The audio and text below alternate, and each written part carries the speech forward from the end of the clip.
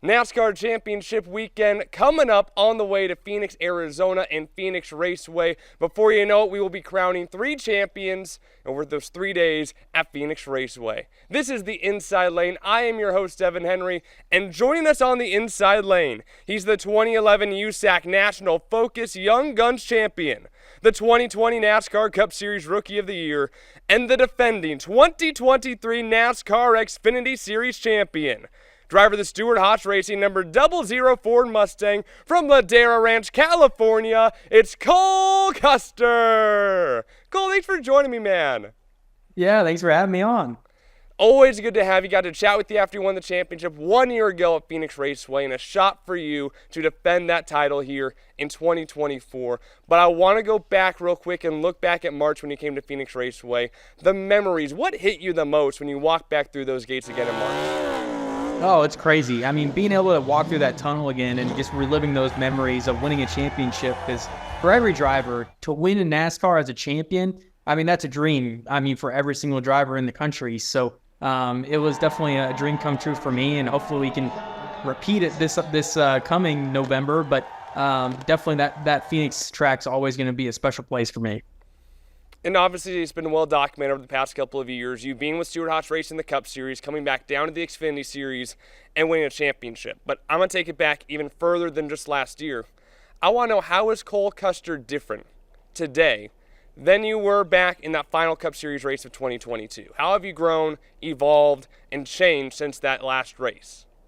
I think the biggest thing is just how you work with your team. You know, at the end of the day, the driver, there's a lot of engineering tools and there's a lot of stuff that we can do as a team. But at the end of the day, the driver is the only one behind the wheel that really knows what's happening out there. So being able to communicate with your team how you need to get that car exactly how you want it every single weekend is a huge piece of the puzzle. And I think I've gotten better at communicating with my team and being more of a leader. Because at the end of the day, in the Cup Series, every single driver out there, if the car is good, they're going to go fast.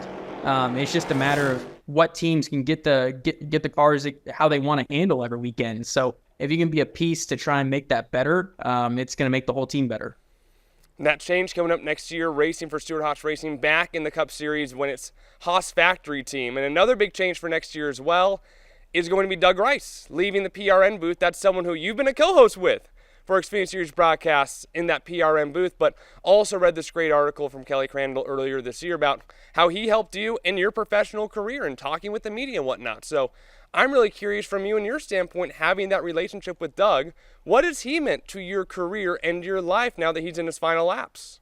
Oh, I mean, Doug's a legend. I mean, he's been doing it for so long. It's been awesome doing the broadcast with him. He's taught me a lot there. But at the end of the day, I was one of the shyest people you'll ever meet when I was younger. So being able to talk with him when I was younger, just try and get an idea of, what to look for and, things that, improved him, I think was huge. So he's definitely somebody who's always been a huge figure of our sport, and he's always going to be remembered as somebody that was somebody you wanted to see every weekend for sure.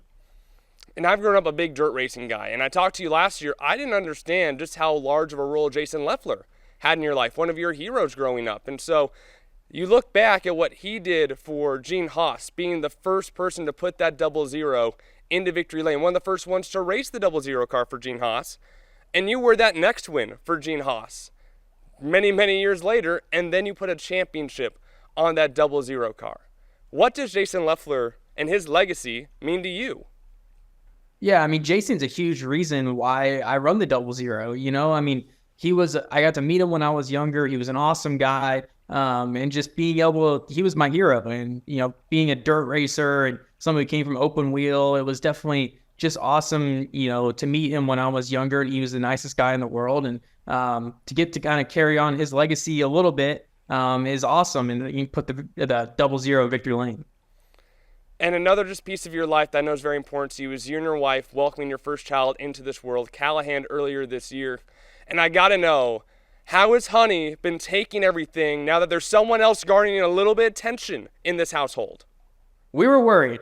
Were really worried about Honey, our dog, how she was going to take it. But she's actually been really good. She's been a really good big sister, you could say. And she's definitely taken it in stride, because we were worried for a second. She was going from pretty much the only child to not being the front and center anymore. So But she's been great. She's a great dog.